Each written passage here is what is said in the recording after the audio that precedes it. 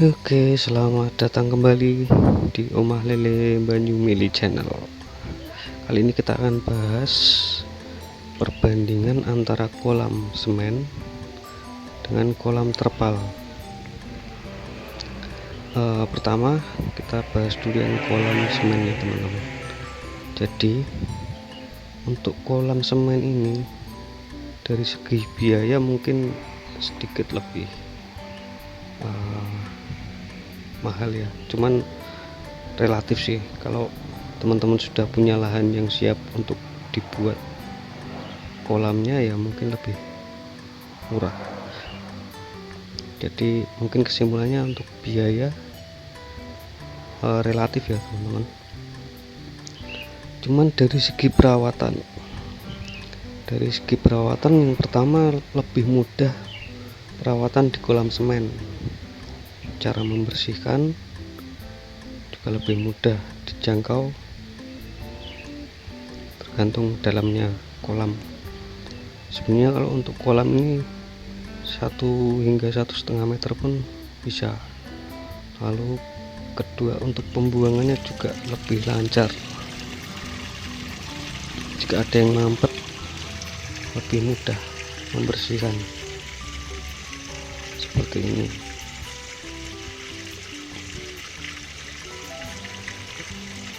Selanjutnya kalau untuk kolam semen, menurut pengalaman saya kolam semen ini biasanya airnya lebih stabil, dari suhu, dari kebersihan airnya juga lebih mudah dan lebih stabil untuk dihuni ikan lele. Kebetulan yang kolam semen ini saya manfaatkan juga sebagai kolam emergensi ya. Kalau ada yang sakit saya pindah ke kolam semen, dan terbukti dalam waktu 1 minggu setelah treatment, ikan-ikan yang sudah dipindah ke kolam semen juga sehat-sehat gitu. Cepat sehatnya kalau di kolam semen. Seperti itu. Nah, ini penampakannya untuk kolam semen. Terus untuk kekurangan untuk kolam semen adalah harus punya lahan yang benar-benar jadi lahan itu free, tidak dalam waktu dekat tidak akan dibongkar gitu. Nah, ini kebetulan kolam semennya saya tempatkan di tempat-tempat yang kemungkinan tidak akan dibongkar dalam waktu dekat. Nah, karena kalau dibongkar juga sayang teman-teman, karena biayanya membangun juga lumayan kan. Nah, ini tadi kebetulan kita sedang sortir juga. Dari segi kecepatan pertumbuhan juga lumayan sih kalau untuk kolam semen, tapi itu menurut pengalaman saya ya, mungkin di tempat teman-teman berbeda. Nah, ini sudah siap jual. Kalau di sini di tempat saya 1 kilo isi 10 ekor pun banyak permintaan teman-teman. Jadi kita sudah bisa jual. Ini 1 kilo tadi saya timbang antara 10 sampai 11 ekor. Dan di tempat saya itu sudah layak untuk dijual karena banyak permintaan juga dari konsumen. Nah, ini lebih sehat teman-teman, lihat. Yang jelas kalau saya disuruh memilih, mungkin saya akan merekomendasikan untuk kolam semen teman-teman.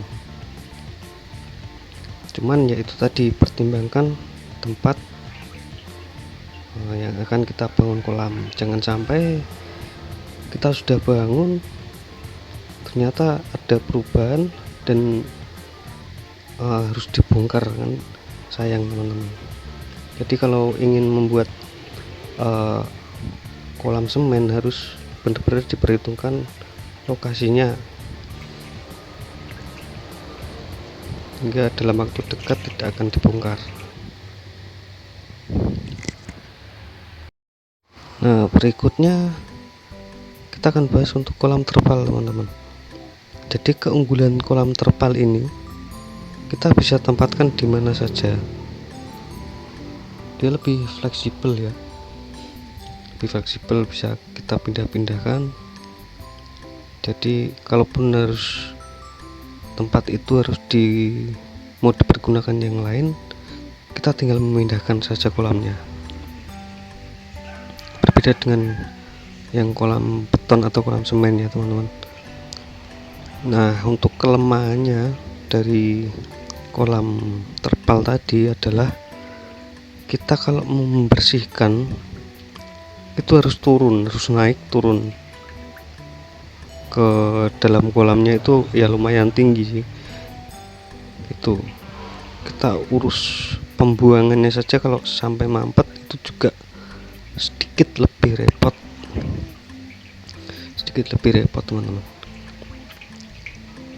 Dan biasanya kita harus mengatur tinggi rendahnya air sesuai dengan kondisi ikan.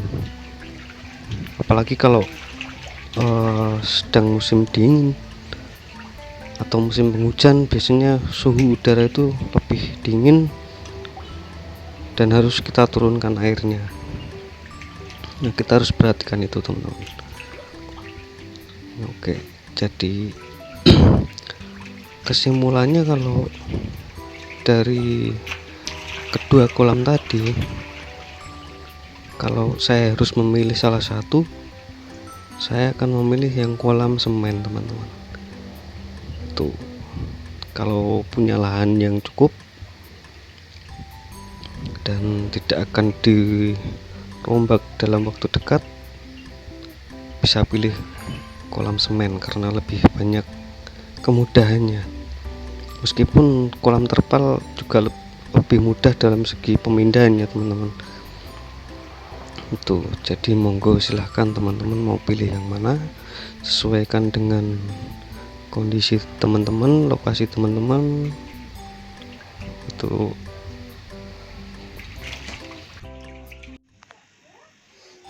oke, mungkin itu dulu teman-teman mengenai lebih pilih mana antara kolam terpal dengan kolam semen.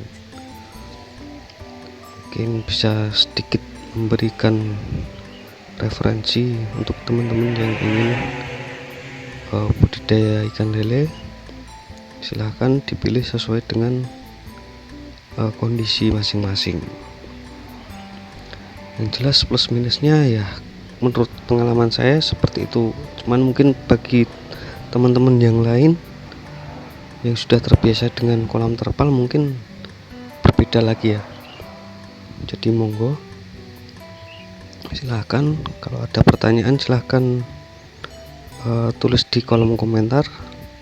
Jangan lupa subscribe, like, dan share ya teman-teman, agar channel ini makin berkembang dan lebih baik lagi dalam memberikan informasi mengenai budidaya ikan lele. Akhir kata saya ucapkan semoga teman-teman sehat selalu dan sukses dalam budidaya ikan lele, sehingga nanti bisa sharing, kita bisa saling sharing. Boleh teman-teman silahkan ditulis di kolom komentar. Kalau memungkinkan nanti kita akan buatkan videonya kalau ada sesuatu hal yang ingin disampaikan.